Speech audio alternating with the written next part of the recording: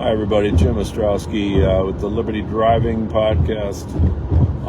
Heading down to Allegheny, New York to the Right Thinkers meeting. I'm just selling books tonight. I'm not actually speaking. I will be speaking at their December meeting, but they were nice enough to invite me down. So I think I've got 6 of my 8 paperback books if you want to stop down there. If you want to look, I don't have the directions at the top of my mind, but if you search for Right Thinkers on Facebook, you can get the event. So just came back from Brooklyn, where I went to Naomi Wolf's party for her new book, which she edited, called The Pfizer Papers, which is about all of the shenanigans that Pfizer pulled to get approval for the alleged COVID-19 vaccine. So it's a big book. It's a hardcover book. It's loaded with data. I'm beginning to go through it. Check it out on Amazon, and if you can throw in a few bucks to contribute to that cause, I'm sure Naomi and her team would be very appreciative. So I'm going to talk a little bit today about one of my books, do something a little different. But first of all, I wanted to just say that I was playing around on Twitter, and I was very much affected by the Senate Majority Leader fight and how that turned out, and also the reaction to the Matt Gaetz nomination for Attorney General. And it just sort of, occurred to me that we don't have 2 political parties in this country. We have 3. And it's and you might think, well, geez, are you talking about third party? No, I'm not talking about third parties. I'm talking about major parties. We have 3 major parties now.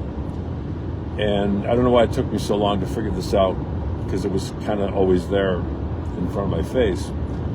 So I just posted it on Twitter, and I said, look, we have 3 political parties. We have the Democrats, we have the GOP, and we have MAGA. And I know the MAGA people think they won the election and they control the party. You do not control the party. The MAGA party controls the White House. The GOP controls the Senate and the House. And we saw that borne out by the fight over, got to get off the highway in a minute here, in the fight over Senate Majority Leader. There were 3 candidates, Thune, Thune, Cornyn, and Scott from Florida. And although Scott wasn't, perfect by any means from either a MAGA or a libertarian point of view, he definitely was the favorite of the MAGA leadership. Trump didn't say anything about it because he didn't want to risk his political capital.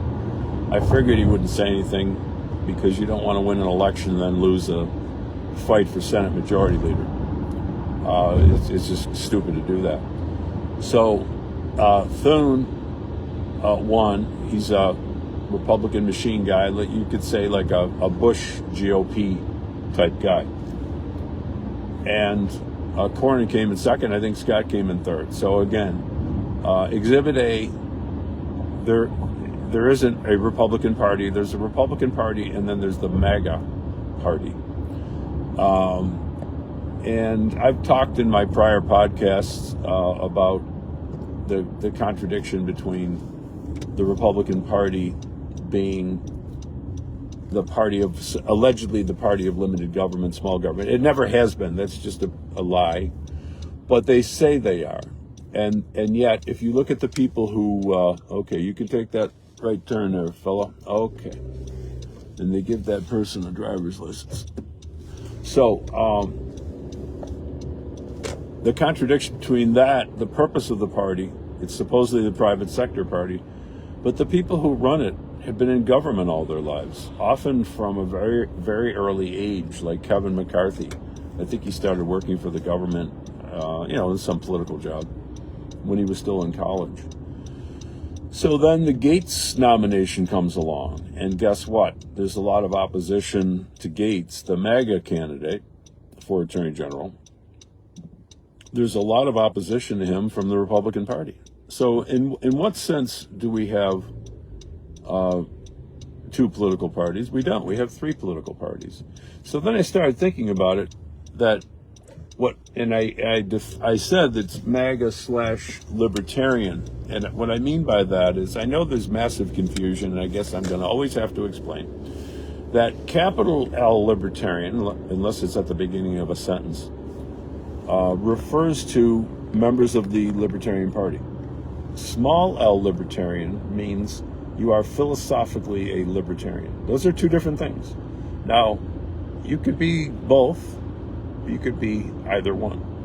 You don't necessarily have to be a member of the Libertarian Party to be a small L libertarian. So I said MAGA/libertarian. I just started to think, just in terms of marketing, we could call that MAGAL, MAGAL.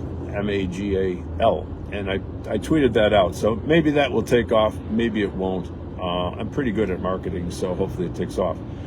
Because I think that this emerging alliance between MAGA and a certain aspect of the libertarian movement could be very fruitful. And in fact, if you look at the Government Efficiency Commission of Musk and Ramaswamy, that's really pushing libertarian type ideas out there more than even Trump did during the campaign. So this alliance is evolving, and it's not limited to what was said during the campaign. It's an evolving thing. Trump didn't really run on a super detailed program. He assumed that people kind of knew his general idea. So there's room there to fill in the gaps. So one of the things that has to be hammered out in the second Trump term is an America First foreign policy. So it occurred to me, for that and many other reasons, one of the books that I wrote a long time ago with a co-author in 2016 seems to be somewhat dated and obsolete. It's about the impeachment of Barack Obama and Hillary Clinton for high crimes in Syria and Libya, but it's not dated at all, and for reasons I'll explain shortly, I've decided to remarket it. And in fact, you can get a copy for free. Amazon has these promotions where you can download the book for free for a 5-day period. So that is on today. You can go to, and I'll talk about the book. I just want you to let you know it's free as an ebook or Kindle. I tried to figure out how to make it free as an audiobook, but I can't quite figure out how to do that. I'm still working on that. If I can make it free for a period of time, I will, because I really want people to check out this book. So one of the reasons why it's relevant is that Tulsi Gabbard is being accused of being some sort of an ally or toady of Assad, the Syrian dictator. That is, as far as I know, false. The only thing she's guilty of is having a meeting with Assad when she was on a fact-finding tour of Syria to find out what the hell the United States was doing over in Syria in an undeclared civil war, which has roots back 1,000 years. And I talk a lot about Syria in the book. So I think it's relevant for that reason, that it shows that what the establishment, the media, and the foreign policy establishment was telling everybody about the Syrian civil war was actually not true at all. And I think Tulsi was probably right in what she was trying to figure out the right path of the U.S. at that time. I don't know her views on detail, but there's certainly nothing wrong with meeting with Assad. In fact, as she pointed out in the Democratic debates, U.S. presidents have met with lots of dictators, Mao and Stalin and Khrushchev. Obviously, Kennedy met Khrushchev. But the other thing is, Nancy Pelosi met with Assad, and nobody said there was anything wrong with that. So But there's actually a bigger reason why the book is relevant, specifically because of the election. So you've got a guy, Matt Gaetz, who is committed to investigating a lot of the things that have gone on. Like, this country has been off course for a long time, really going back to the 70s and even the 60s. And this is somebody who I think is willing to investigate a lot of these things, like the lockdown. I wrote a book about the lockdown. I did a webinar about the lockdown with Naomi Wolf, and I will be posting that link around along with the 1-hour webinar that we did. There's actually an outline of the various potential crimes of the lockdown, and I hope that Gaetz investigates those. I'm not a prosecutorial type myself. I'm a criminal defense lawyer. I'm not a vindictive person. I believe in redemption if people come forward and say what they did that was wrong. But what we need is an investigation, and whether it's the Attorney General or Congress, these things need to be investigated.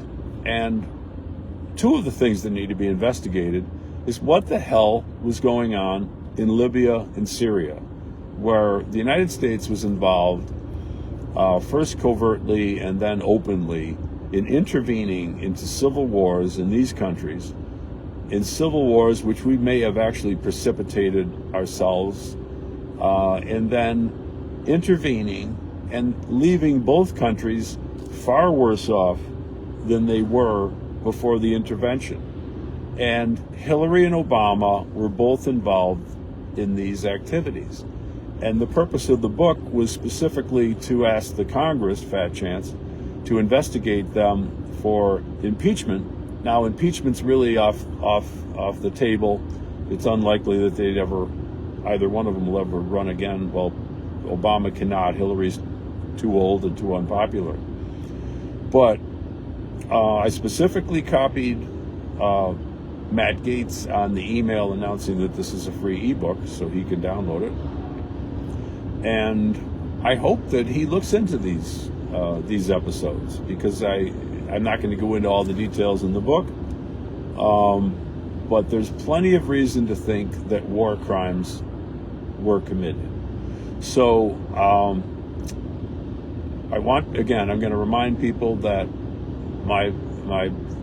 the book I co-authored, which is called The Impeachment of Barack Obama and Hillary Clinton for High Crimes in Syria and Libya, I don't know why I can't say that, Syria and Libya, is now a free ebook for the next 10 days, Monday through Friday. I'm going to remind you until you download it. I cut the cost of the paperback if you want a hard copy, reducing my royalty on that just to get the word out on this. And also, I'm going to the audiobook is priced to sell. I think it's only $6, but if I can make it free for a period of time, I will, because I want people to read this book. I know Americans, they don't care about foreign policy. They don't know where these countries are. But, you may not care about foreign policy, but foreign policy cares about you. Because these disasters, and it started with the Iraq War and then the Afghanistan War, might have been well-intentioned in terms of catching who was believed to be in charge, responsible for 9/11. I'm not saying they were or they weren't. But that thing turned into a nightmare. And then the intervention into Syria, the intervention into Libya. These were nightmares. Lots and lots and lots of people died. There was a refugee crisis that affected Europe and affected the United States. And there's never been any accounting for this. There's never been any accounting. So I think this book and many of the other books that I have published have now taken on a new importance. There's a new era here. There's a new MAGA alliance, an alliance between MAGA and the libertarians. And Trump went to the Libertarian Convention. He wants libertarian input. We don't have to agree with them on every issue. We don't. We disagree with them on some issues, maybe several issues. But hopefully people will read this book. And this book is really sort of, it wasn't intended to be, but it's really kind of an outline of an America First foreign policy, because I go through the whole history. It's not a long book. I don't need. I'm a damn good writer. Excuse me for saying I don't need to write an extremely long book to explain what's wrong. Our foreign policy went off on the Middle East right after World War I, and when a couple of French and British army officers started carving up the map. Well, you can't do that. You can't just carve up a map and have people who don't like each other living under the same jurisdiction, because there's going to be war, and there's going to be civil war, and there's going to be genocide and violence and instability.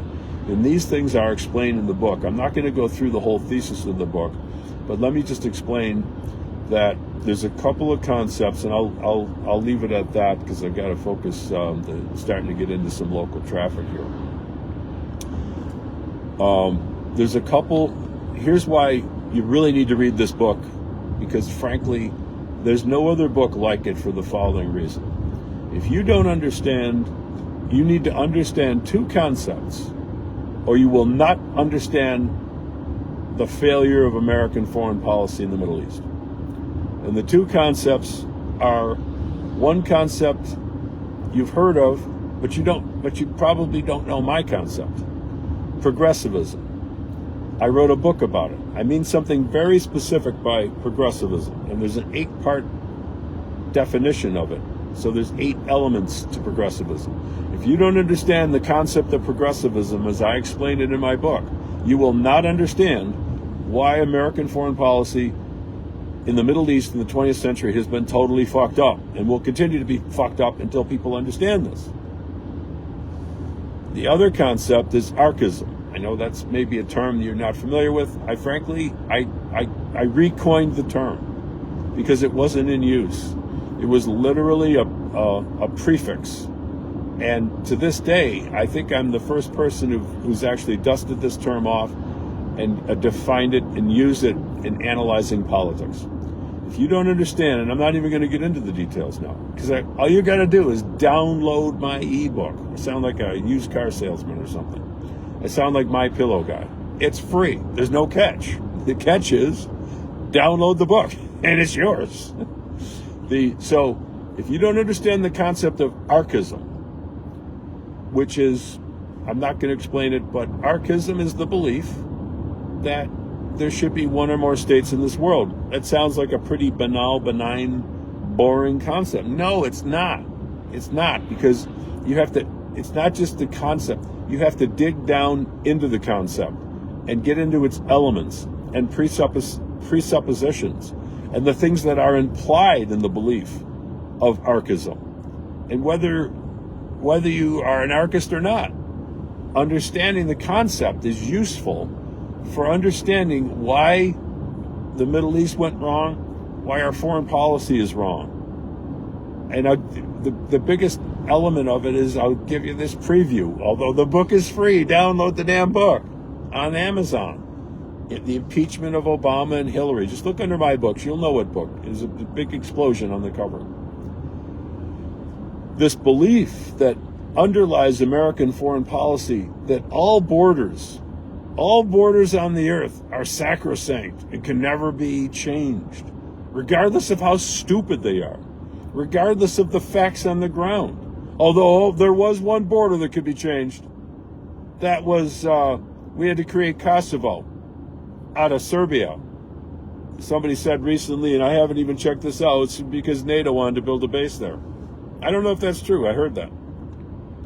But other than Kosovo, no borders can ever be changed. But Kosovo can. So it's that belief in the sanctity of completely stupid, arbitrary boundaries that hem in different groups to live together who fucking hate each other. I've done so much work on this, and frankly, my work's state of the art. I don't give a flying fuck who has a PhD in international studies from Georgetown. If you're so smart, how come you didn't write this book? How come you didn't explain the underlying causes of the stupidity of the intervention into Syria and Libya in a way that now, okay, I get it. Now we can guide our policy in the future. Hopefully Trump reads this book. Hopefully Trump's advisors read this book. That's why I'm making it free. Free ebook on Amazon. So I'm going to leave it at that, folks. Download this book. It's cheap paper and audio. If you want to do that, fine. But the ebook, if you're cheap, you don't want to pay any money, you don't think I'm a good writer, I guarantee you if you read this book, you're going to buy other books by me. People always do. So I'm going to leave it at that. I got to make sure I get down there safely. I'm going down to Right Thinkers. I will have books for sale. It's on Facebook. I can't give you the address because I'm driving. Tomorrow night I'm going to be at GOA Monroe County with books. I'm speaking tomorrow night. They have been fabulous to me. It's the number one group that I have. Whenever they ask me to come, I'm there. Whenever they ask me to do an interview, I do it. They're very solid people. And I'm writing a book called How Donald Trump Can Use Libertarian Ideas to Make America Great Again. I'm working on a book that hopefully Bobby Kennedy should be interested in, called Voting with Your Health. Voting with Your Health. I've been working on MAHA for years. A lot of my work, when I look back on it, I didn't realize at the time, has to do with health-related issues.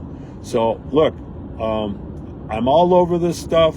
I got a million things going on all the time. Stay tuned for lots more.